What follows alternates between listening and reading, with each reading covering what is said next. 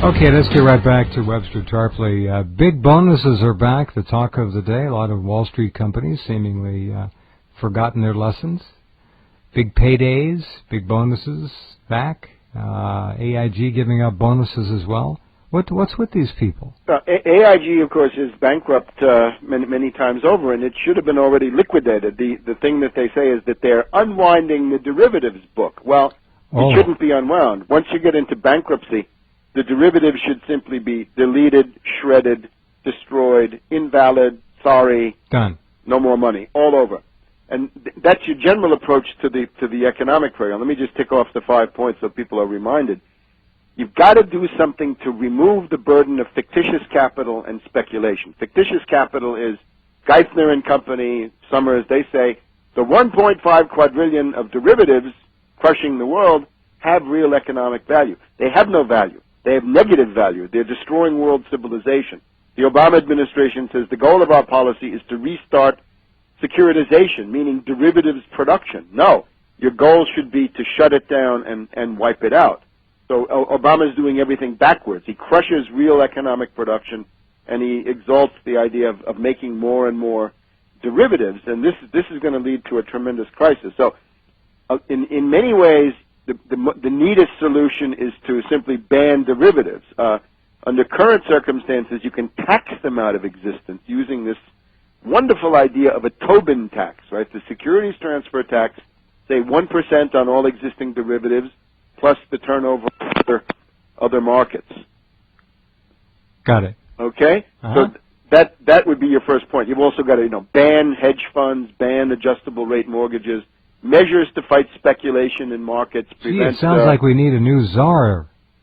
Well, you need effective New Deal regulation. I mean, there's czars for everything now. I might as well have a Tarpley czar to do this. It would simply be reinstating the laws that were dismantled by the Gingrich reactionary Republican crowd, including Glass-Steagall, right? That J.P. Morgan Chase could be the first thing brought back. Cannot exist. It's J.P. Morgan is one thing, Chase is another. They're both bankrupt, so we can get rid of them. But in other cases, some of them could be viable. So that's the first thing you got to do. The second thing, of course, nationalize the Fed. You don't want to wipe it out. You're not going back to bones and beads and wampum like some of our Austrian friends seem to think.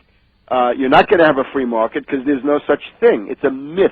So you seize the Federal Reserve and you start issuing 0% federal credit for production. And in many ways, the best slogan for the Depression is the federal government should stop borrowing and start lending. Be your own bank. Why do you have to give, aid to zombie banks so they can turn around and buy treasury bonds when you have your own bank, right? You seize it, the Federal Reserve becomes the Bank of the United States, and you start putting out 0% federal credit. And the reason you have to do that is the zombie banks can't do it. They're not doing it. Everybody agrees that lending from these money center banks for plant, equipment, commercial purposes is basically zero.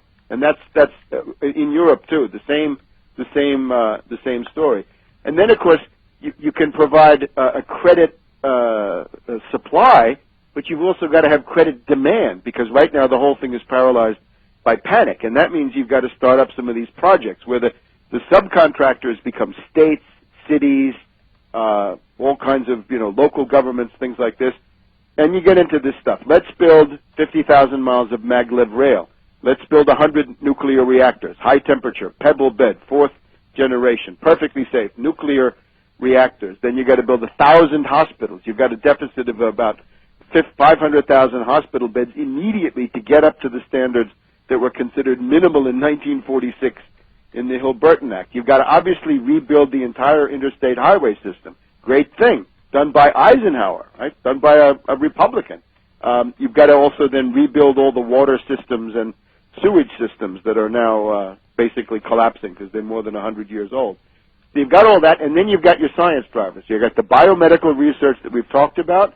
You've got your Moon-Mars program, and then you've got your high-energy physics, right? You've got to get into thermonuclear fusion power and whatever else it takes. So you can add other science drivers as you go along, but that would then create a demand for lending, and with that you restart an economy. You overcome panic by starting these things, and Notice that none of this stuff is make work. In other words, it's not like Keynes where you dig a ditch and fill it in. Nope. You're adding to the capital stock of the country, Right. permanent value, and you're adding permanently to the productivity of human labor, which is the name of the game. Now, the other thing was what we talked about before. The fourth point is you've got to maintain your social safety net.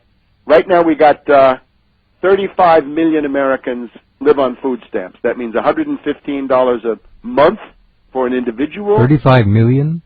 35 million, yes, 10%. And it's just gone up by another 2% in the past month or two. And 20 million unemployed at least. Yeah, 20% unemployed, 25% unemployed. You've also got about 10% of all homeowners now behind, facing foreclosure sooner or later. But just take that food stamps one.